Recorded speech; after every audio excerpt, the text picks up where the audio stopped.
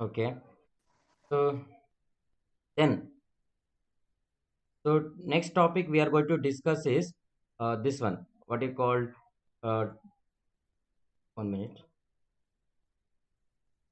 The next topic we are going to discuss today is uh, so that means yesterday we discussed is after the equilibrium equations for 2D and 3D, we are discussed strain equation for 2 dimension and 3 dimension. So this figure is very clear. Yesterday I think I not shown this. I added this picture now to make you too easy to understand. Suppose you can say initially the plane is like 2D form. This one 2D plane is like this. It's a rectangle. Because of applied force, what happened? It is going to be strain going to be caused, or it going to be deformed like this. It's going to be deformed. Therefore, so shear stress and shear strain both are going to be induced. So similarly, how basic forms of two types of stress are there, that is normal stress and shear stress. How many types of strains will be there? How many types of strains will be there? How many types of strains will be Two there? types. Two Two types. types. One is called normal strain and another one is Shear strength. shear strain. Basically there are three normal stress and six shear strain. Normal strain will induce because of normal stress, and shear strain induced because of shear stress, like that. So there are three. Now for 2D case, only two will be there along x and along y. No z direction we are going to consider here. So, uh, that means 3 dimensional we are not going to consider. Uh, Now here when the material going to be deformed, this body going to be deformed. So what is the strain causes here is dou u by dou y, and what is the strain causes with respect to this x, and with respect to x coordinate is dou v divided by dou x. And also what is this? This is called uh, normal strain. So here we are going to use the terminology called UVW. What is UVW means? That is the displacement along x direction, displacement along y direction, and displacement along z direction. Along x is u, along y is v, along z is w, small w we are going to use. So therefore, so here the displacement along x direction is dou u by dou y, because we are going to measure the displacement with respect to the y coordinate. That's why displacement along x is dou u with respect to the y coordinate. That's why dou u by dou y. Here, what is the displacement with respect to y direction is the displacement along y direction is dou v with respect to x coordinate we are measuring. That's why it is called dou v by dou x. Now, what is shear strain means? Shear strain is nothing but it an angle. You can see there is a linear displacement and there is an angular displacement also, isn't it? When body going to be deformed like this, there is a linear displacement along x, there is a linear displacement along y, as well as body going to be tilt at an angle theta. Correct? No? Hello? Yes, Hello? sir. Yes, sir. Therefore, what is that angle causes due to is called a shear strain. Therefore, that gamma xy along x and y direction is dou v by dou x plus dou v by dou y. If you add it, then you'll get the shear strain. So therefore, finally the strain for a 3 dimension is normal strain is epsilon x is equal to dou u by dou x, and dou v by dou x called normal strain along y direction. And if you want shear strain along xy means dou u by dou y plus dou v by dou x, and similarly along y z xz direction means dou u by dou z plus dou w by dou x will be there. So this is the strain for a 2D condition. Suppose what is the strain for a 3D condition? So 3D condition means all six we are going to use here: three normal strain and three shear strain. So therefore, the normal strain along x direction is dou u by dou x. Normal strain along y direction is dou v by dou y. Similarly, normal strain along z direction is dou w.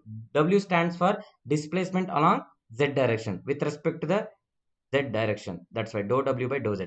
Similarly, what is the gamma xy means?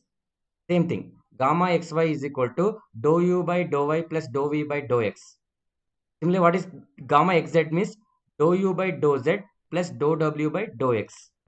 And what is gamma yz is dou w by dou y plus dou v by dou z. So it is very easy way you can remember. See, usually dou u means displacement along x direction, and x and y direction, the displacement along v direction. Therefore what you have to do is dou u don't divide by dou x, opposite direction you divide it. Dou u divided by dou y, here dou v divided by dou x, like that you can do it opposite. Here xz is there, no, therefore displacement along xz is dou u, and you have to divide by dou z, plus displacement along x z direction dou w, but with differentiate with respect to x. Similarly, gamma yz, the displacement along y is v, therefore differentiate with respect to z, and displacement along z is dou w, and therefore differentiate with respect to y, like that opposite direction you take it, then you'll get the corresponding shear strength. So these all six components we can express in a matrix form like this. Again, here gamma xy equal to gamma yz, so yx, gamma xz is equal to gamma zx, and gamma yz is equal to gamma zx. That is complementary shear strength. Those are equal. So like that you can express.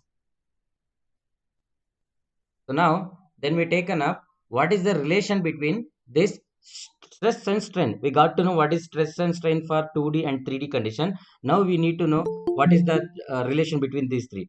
And here we are used three mainly concept. What are the three main concept we are used? What is the three main concept we are used? Basic fundamental concept. What are the things? Mom concept. What is the things we used here?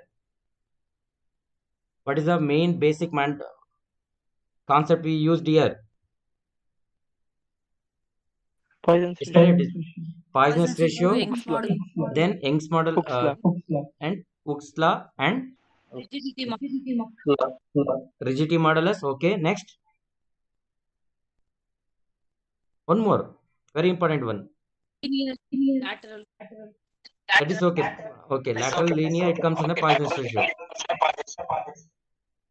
Generalize Hooke's law. Generalize Hooke's law. Correct. Generalize Hooke's law. So what is Poisson's ratio? What is Poisson's ratio? Ratio of Lateral strain. lateral strain by linear Ladder strain. strain by What is mean by linear strain means? What is mean by linear strain?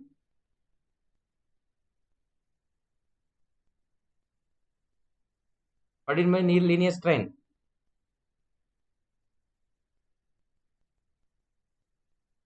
Come on, you should not lose the basic. What do you mean by linear strain? direction, sir. What is that?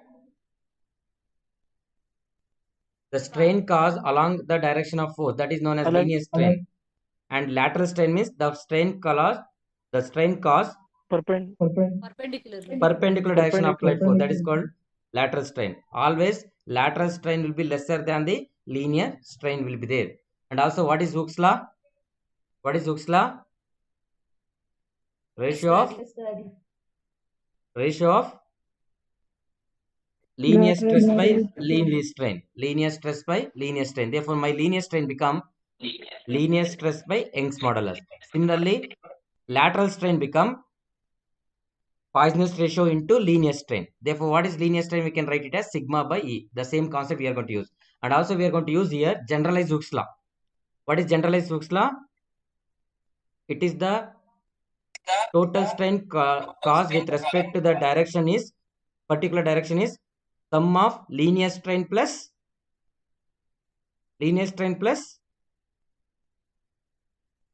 it is a total strain caused sum of linear strain plus what? Which strain? Sum of linear strain plus lateral strain with respect to the direction with it. So always keep this in mind. Linear strain always positive, and lateral strain we taken as here negative because decrease in the dimension. So that is the reason.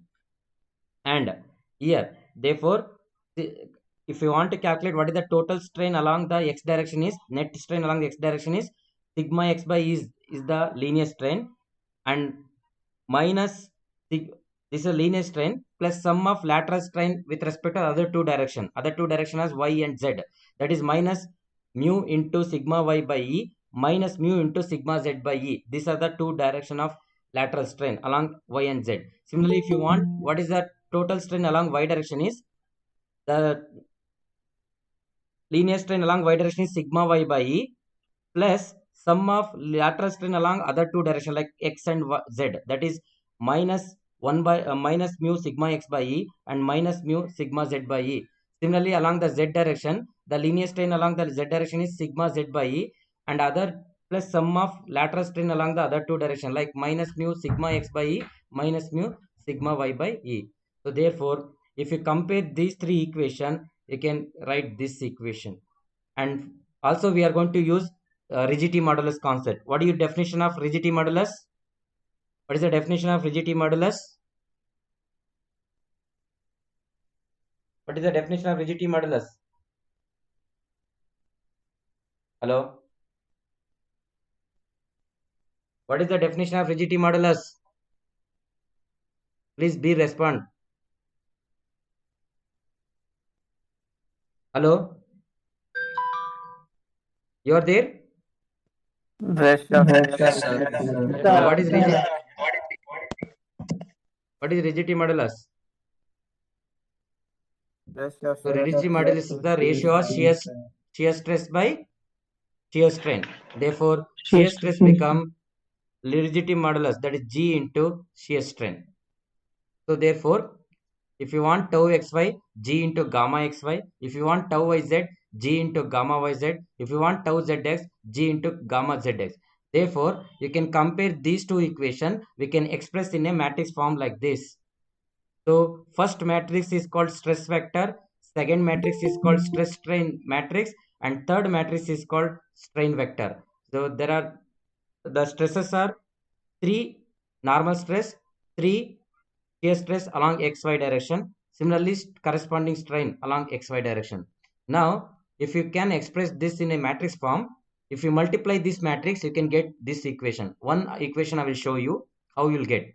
Suppose if you want this one, okay, let me see.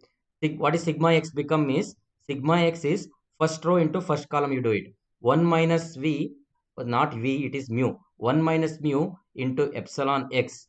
You got this term plus mu into epsilon y. Yes, we got this term plus mu into epsilon z. Yes, we got this. And 0 into gamma xy, all this becomes 0. Whole into what is there here? E by 1 minus mu into 1 minus 2 mu. You can get it like this. Similarly, sigma y. If you multiply, you'll get this one. So suppose if you want tau xy as G into gamma xy, how will get? Tau xy means it is a how many which row? 1, 2, 3, 4. Fourth row you count it. 1, 2, 3, 4. Here 0 into epsilon x 0, 0 into epsilon y 0, 0 into epsilon z 0, and 1 minus 2 mu into by 2 into gamma xy. That's all. Into e by 1 minus mu into 1 minus 2v. But here we want g term. For that, which is the relation we are going to use? G is equal to e into 2 minus 1 minus mu. If you use this relation, then you will get this one. So like that, you will get for all the three shear stress, you will get multiply these two matrices, you can get this equation. First three rows, if you multiply it, you can get the sigma x, sigma y, and sigma z. So therefore, this is called as stress vector called as sigma. Second one is stress strain matrix called D. And third matrix is called strain vector, that is called epsilon. Understood? Understood? Yes, sir. Next one, similarly, for a strain, how we can express the stress in a matrix form. Similarly, also, we can express the strain matrix. How we can? So just swipe it. So this is the thing. You can see, suppose I want strain, this one. So therefore, what you have to do is these three, sigma x, sigma y, sigma z, and these three, epsilon x, epsilon y, epsilon z, you can express in a matrix form, you can get it. So how will get it? This one. So here 3 normal stress and 3 shear strain, and this is called C matrix called strain stress matrix, and this is called stress matrix will be there. Now if you multiply, suppose epsilon x I want, you can multiply first row, first column, sigma x into 1, sigma x, plus minus sigma y into 1 by e, plus minus mu into sigma z into 1 by e, and these three are 0. Then what is the equation you'll get? This is the equation you'll get. Sigma x by E you got. You can see how you get sigma x by E. Here 1 into sigma x into 1 by E we got, plus minus mu into sigma E divided by E, plus minus mu into sigma z divided by E. You got the same equation, no? So like that, if you multiply corresponding these three, you will get 3 normal stress equation, 3 shear strain equation. This one, and this 3 you will get like that. So this is called strain matrix. C is called strain stress matrix. This is called also D, called stress strain matrix.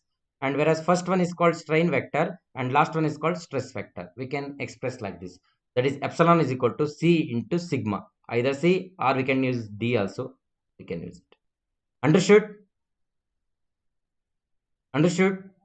You Yes, have sir. to write in these relations in an exam. It is important. Stress strain relation they will ask is for 2D or 3D means you have to write it. This is complete 3D only they will ask you. You have to write this one. 2D means we can get it in the next step. So that is, I think up to here yesterday we discussed, isn't it? Yes, sir. Now, today we are going to take very important question as a point of examination. I think you can see in the slide how many times it's repeated. Jan 2011, 12, 13, 14, 15. Continuously they asked this question. That means it's a very important one. So that is known as plane stress and plane strain problem, or plane stress and plane strain relations. I think you heard about this plane stress and plane strain, isn't it? Plane stress and plane strain, you heard it, right? Hello? Hello? Sir. Plane stress and plane strain. This word, have you heard it? No, sir. Okay. In DM, you are not heard. Say, you heard. I think principle of stress and principle of strain topic you heard maybe. You should have heard. I think it is there. I know. See, plane stress, plane strain means nothing more than that 2D form. That's all. Only we are going to consider the stress strain along x direction, along y direction, not on the z direction. Means the third direction. What are the components will be there? No. What are the components? Example: sigma z component, tau xz component, tau yz component. All these become zero. Similarly, epsilon z component, gamma xz component, gamma yz components, it become zero. So that is known as plane stress and plane strain. That means 2D form. When you are going to consider the stress and strain along only x and y, not along z direction. That is third direction is become zero.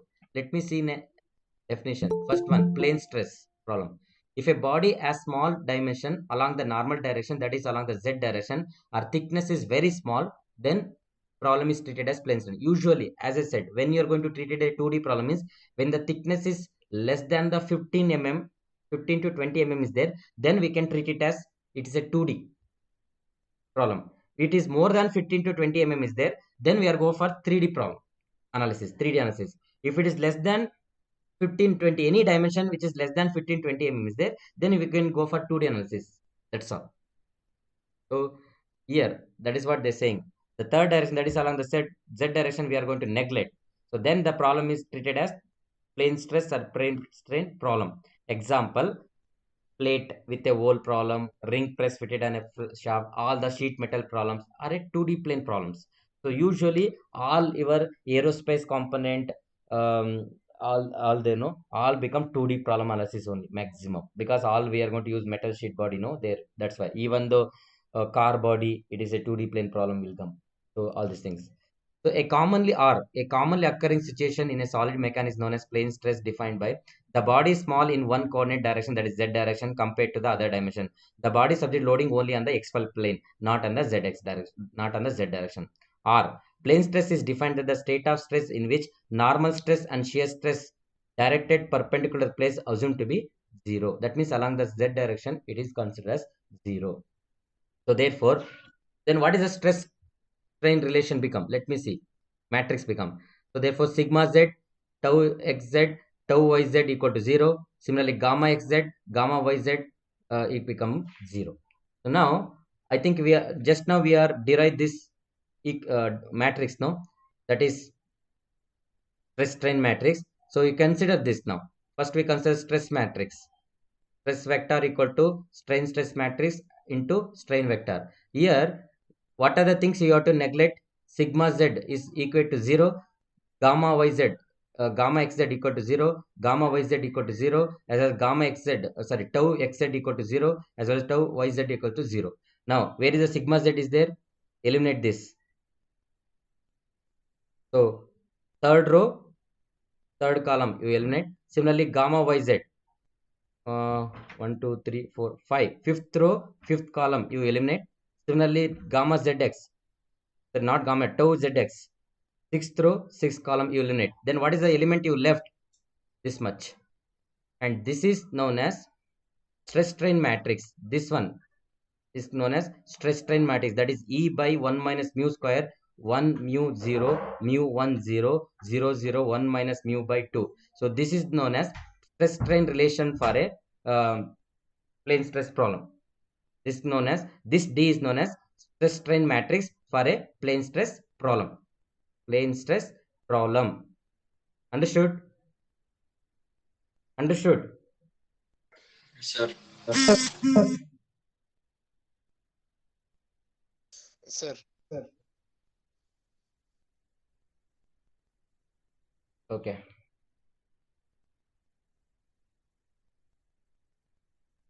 See, if we eliminate the corresponding zero term, which is equal to 0, no, that if we eliminate, what is the remaining matrix you will get? No, that is known as stress strain matrix for a plane stress problem. That's all.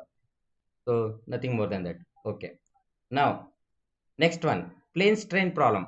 Means again same thing. We are going to consider the strain only on the xy, not along the z direction. We are going to 0.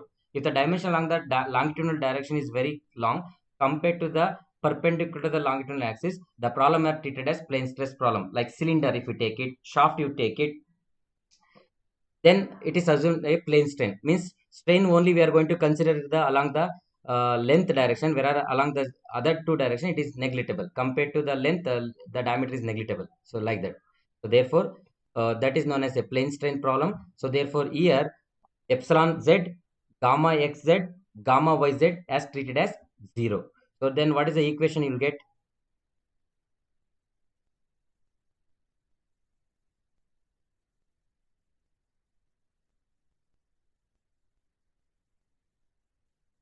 So this one. Say suppose your equilibrium equation become these two. We already derived 2D equation, no, that is a one. And strain displacement equation become these two. We already derived 2D case. And stress strain relation, only epsilon x and epsilon y is there. Now epsilon z and only gamma xy will be there. So because other three become 0. Then what is the matrix form become for this case?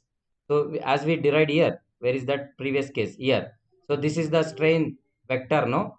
Here epsilon z it make it 0 and gamma z, that also make it 0. So therefore if we eliminate that, epsilon z is 0. That is third row, third column you eliminate. Gamma yz, fifth row, fifth column you eliminate. Gamma zx, sixth row, sixth column you eliminate. What is the remaining matrix you will get? No, that is known as strain stress matrix for a 2D case or plane strain problem. That is this one. Sigma x by, what is the remaining will be there? Not this one, this one. Epsilon x, epsilon y, gamma xy into 1 minus c, 1 minus mu minus mu 1 into sigma x, sigma y, gamma xy, and that's all. 0 0 here will be. So this one is known as plane strain, stress strain for a plane strain case. Means when the third direction is, we're going to neglect the strain along the third, that is z direction. Usually cylinder, all long cylinder problem, all shaft problem, we consider as a plane strain problem. Then you neglect epsilon z, you neglect gamma yz, you neglect gamma zx components. That's all. Is it clear? Is it clear? Yes, sir. Yes, sir. Okay.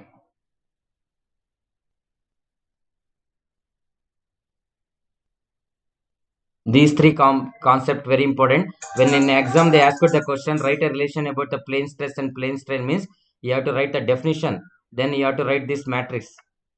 You have to write this matrix, and finally you have to show for the plane stress, for the plane strain, you show this three equilibrium equation, then show this one matrix. That's all. Now, axis symmetry problems. So we got plane stress problem is what?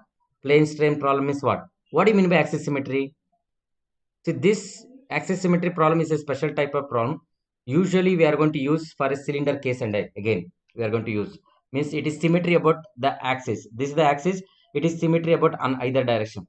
So then we are going to use called axis symmetry problem. When the geometry or boundary condition or load and material properties are identical or symmetry with respect to the axis, the three-dimensional problem can be converted into two-dimensional problem.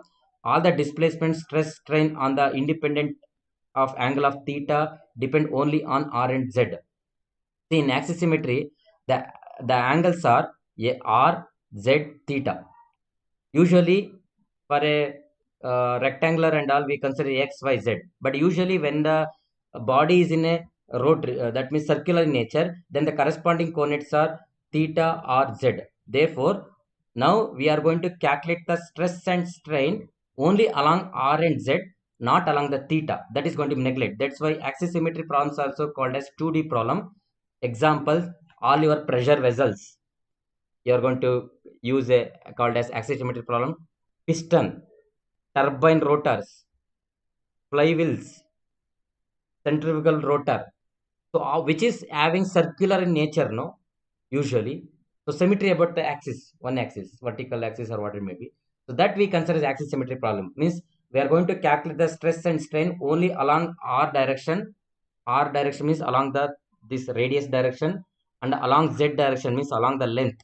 But along the theta, we are not going to calculate. That is theta is here, you can see. So that we are going to neglect. That is known as axis symmetry problems. That is known as axis symmetry problems. 1 minute. That is known as axis symmetry problem.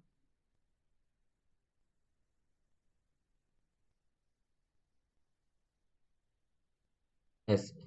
So, and here in axis symmetry problem, what are the components of stress and strain with respect to theta is there? No, that is considered 0. We are going to neglect. That is gamma r theta, gamma theta z, gamma tau r theta, tau theta z. All these are going to be neglected. That's why it has become like a 2D. So we are not going to use here like x, y, z. We are going to use with respect to the coordinate theta, r, and z. That is called polar coordinate. What are the coordinate system that will be going to discuss in the module 2?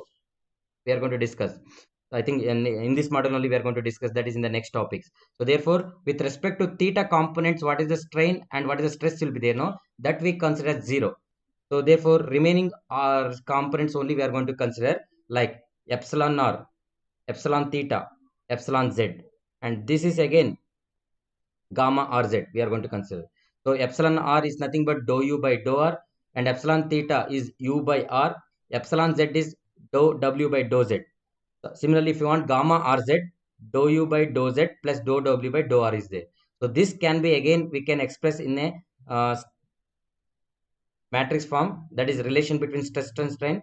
That is here stress matrix, here strain, here stress vector, strain vector, and between that what is the matrix is there, that is known as stress strain vector for a axis symmetric case. So here sigma r, sigma z, sigma theta, and gamma rz. Here epsilon r, epsilon z, epsilon theta, and gamma rz. So, and in between that we are going to use this matrix, and this matrix is known as plane strain matrix for a axis symmetric case. So this is what you have to write it. Write a note on axis symmetry problem is you have to explain this much, and you have to write these equations, equilibrium. So this is by derivation you got it, but I told there is no derivation here. We want only the final equation. That relation only you have to write it in a matrix form. That is enough. So this is the completed the topics of stress, strain, equilibrium equation for a 2D case, 3D case things. in with this is the in one question usually will be there on this topic. They will ask you anything. Write a three-dimensional equation, equilibrium equation for three-dimension case, or a plane stress relation for a three-dimension case, like that, or plane stress case, plane strain case. They will ask you. So you have to write, or axisymmetric case. Then you have to use this. So this is about the equilibrium equations of 2D, 3D. Understood? Understood. Yes, sir. See, I can easily explain you, but you have to, without the practicing, simply listening, you will not come. That you know well. So by this week, I will. I think today is the Wednesday. Sorry, today is the uh, Monday. No, Tuesday. today Monday, right? Tuesday, sir. So sorry, today Tuesday. No. Tuesday, sir. So I think either on Thursday or Friday, I will assign you the assignment. So that you have to write it, and I will send you the notes along with this PPT itself. Actually, the notes. Don't see the PPT slides. PPT slides are under 100 maybe come because visibility. Not for the visibility. I'm just one on topic. Just I made it one slide. May not make visibility clear. So, but notes is very clear in this PPT itself, as well as written notes also I will send you. You can go through it. So, um, so this complete in a syllabus part.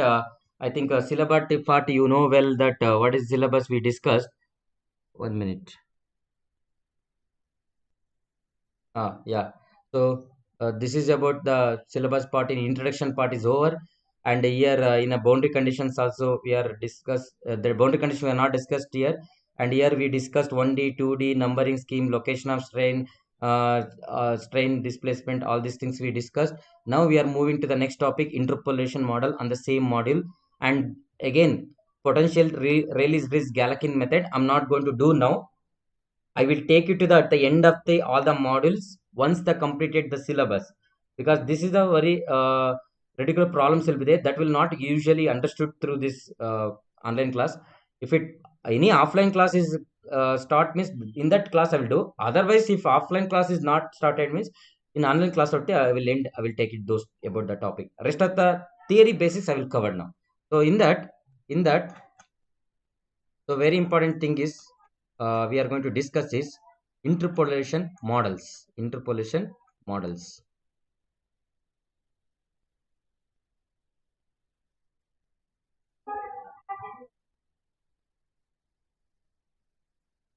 Interpolation models. Where is that? Yeah. Interpolation. That is very, very important.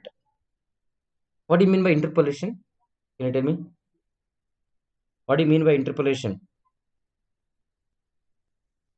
Interpolation means what? Hello? Interpolation. No, you are used some interpolation equation. No. For what purpose you are used? Interpolation method you are used. I told no. I think I give an example in your what do you call steam table and all. You are going to use interpolation method to find the intermediate values which is not there in the data and book. Then what is my use of the interpolation then? What is the use of that then?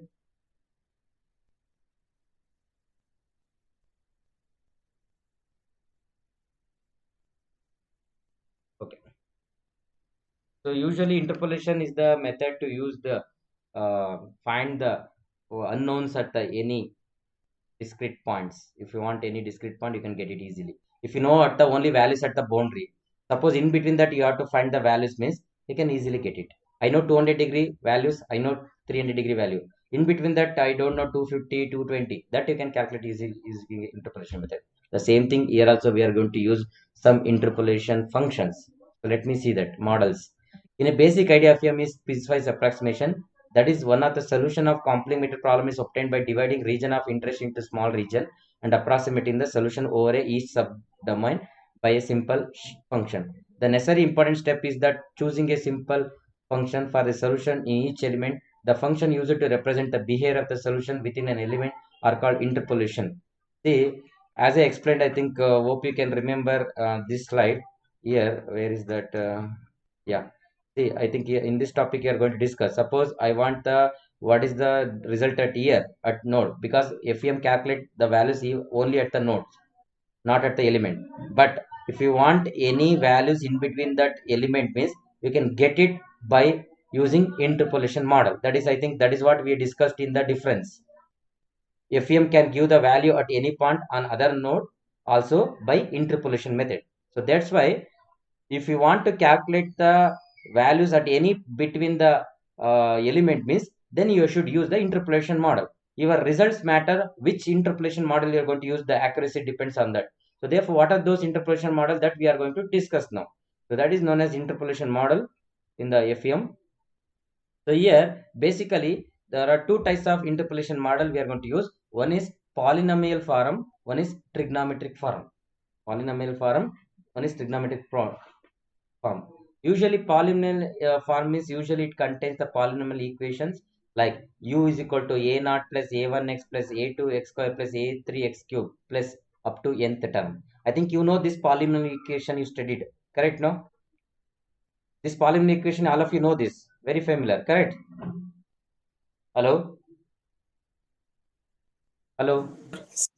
Yes, polynomial equation you know, right? So here Yes, a sir. naught, a1, a2 are called constant, and where is this called coefficient, correct? Variables. Variables. So here higher the order of n variable if taken, more the accuracy will be there. X to the power of 4, x to the power of 100, if you take it, more the accuracy will get. Trigonometric form function is using a trigonometric function like u is equal to the displacement with the variation of displacement of the node take place with respect to this function is c1 sin pi x by l, c2 sin 3 pi x by l plus c3 sin pi x by l, and so on. Like that it will be continue. Therefore, for which problem you have to use which type of interpolation methods you have to use, that is very important. So usually, as I said, all types of bar problem and all we are going to use for polynomial function. Usually for a beam and all we are going to use this type of trigonometric function there. Then only the results will be more accurate. So among them, polynomial type of interpolation function is more widely used. So which is the very easiest function is to solve means polynomial function, because trigonometric function means it makes more complicated. So that's why out of these two, usually polynomial function is more you're going to use. It is easier to formulate, computerize the finite element equation and differentiation and integration process. Very simple due to the simple structure of polynomial series. Because polynomial series is a very simple one. That's why it is easy to program and easy to calculate the unknowns. Whereas trigonometric is very difficult form. That's why it is difficult. It is possible to improve the accuracy of the result by increase the order of polynomial. Means as you increase the polynomial order, like a4 power of x to the power of 4, a5 to the power of x to the power of 5, like up to nth term you can increase, you can get the result accuracy more. So the exact solution can be obtained using infinite order of polynomial due to computation difficulties. The polynomial finite order is practically used that approximate and but acceptable solution can be obtained. Up to what polynomial order I should use, it depends upon your accuracy. More the order if you use it, more the accuracy, but computation time also it going to be more. Therefore, on which order I should take it, that you have to take in optimum level, get the approximate solution which is closer to the solution in a minimum time. That's why. For an example, you can take it here. You can take it here. So this is the exact solution. This is the exact solution. Now, this is the displacement along x, displacement along y. Now, this is the exact solution form. This curve represents the exact solution form. Suppose I used polynomial function as only a naught. That means order is 0, x to the power of 0. Then it is become constant. Then you will get your solution is like this. Now come to the second one. Suppose I used polynomial in the order of 1. That is a naught plus a1 x. This is called linear equation. This is called constant equation. So then the linear solution become like this. Before it is just a line, horizontal line. Now it become like a inclined line. Now suppose again the result is not accuracy here because it's not at all matching with this curve exact solution. Your solution is like linear, but exact solution is some curve, that is parabolic curve is there. Then you have to use parabolic equation. What is parabolic equation? That means x to the power of 2 you have to use it. Therefore, suppose if I use the polynomial function as a0 plus a1x plus a2x, then what happened? Your solution become like a polynomial equation curve. Then it is almost closer to the, it will capture the same solution of your exact solution. Are you getting? Are you getting? Understanding the concept? Hello? Yes, sir. All of you getting the concept? Yes, sir. See, that means more the polynomial function, order of the polynomial function used, it will give the accurate result. So my exact solution in a polynomial function. As that's why if I use the constant function or linear solution, linear function like x to the power of 0, x to the power of 1, then it will results will be not accurate. It will be more difference. But if you use x to the power of 2, then almost it will follow the same path of exact solution. It will give the approximate solution closer to the solution. So this is for the 1D case. So that's why more your accuracy depends upon the how order of polynomial you are going to use. See, this polynomial form interpretation model we are going to use for again 3 cases: 1D, 2D, 3D. 1D means we are going to use only x term. 2D means we are going to take the displacement. 1D means usually we are going to take the displacement only along the x direction. 2D means we are going to take the displacement along x and y. 3D means we are going to take the displacement along x, y, z direction. Like example, for 1D case, a0 plus a1x plus a2x square plus a3x cube up to the power of nth term, up to the power of nth term.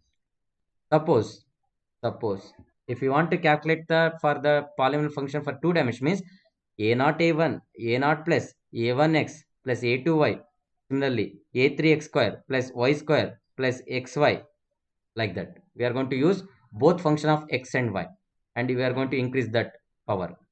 Next, similarly for 3 dimension means x, y, z. Therefore, a0 plus a1x plus a2y plus a3z again plus a power a power, increase the power now, x square, y square, z square, like that. Again xy, yz, zx up to the nth term.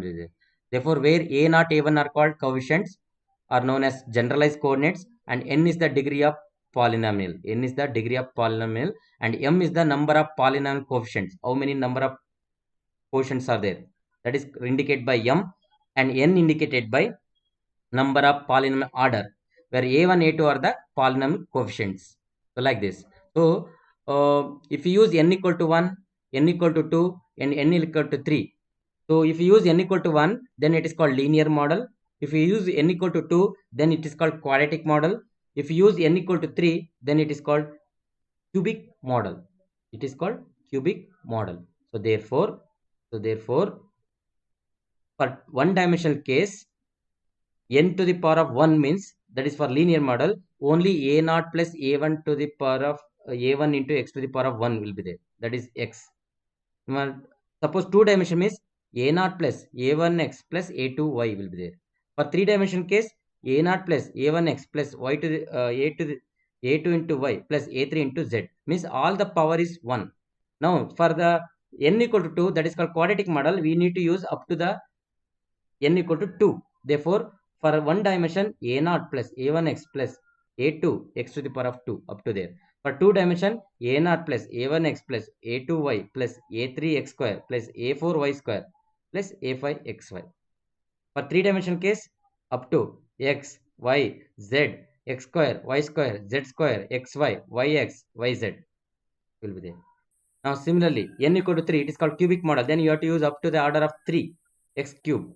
Therefore, for 1D, x square, x cube. For 2D, x, y, x square, xy, x cube, y cube, x square, y square, x square, x, like that. So like that. So you have to use. So similarly for cubic function also. Sorry, 3 dimension also. So here, that is what they're saying here. This table represent displacement for a 2 dimensional case. So order, suppose 2 dimensional you are going to represent for a linear, quadratic and cubic. You can see for linear order is 1, And what is the polynomial terms you'll get? 1, 2, 3, 1, 2, 3.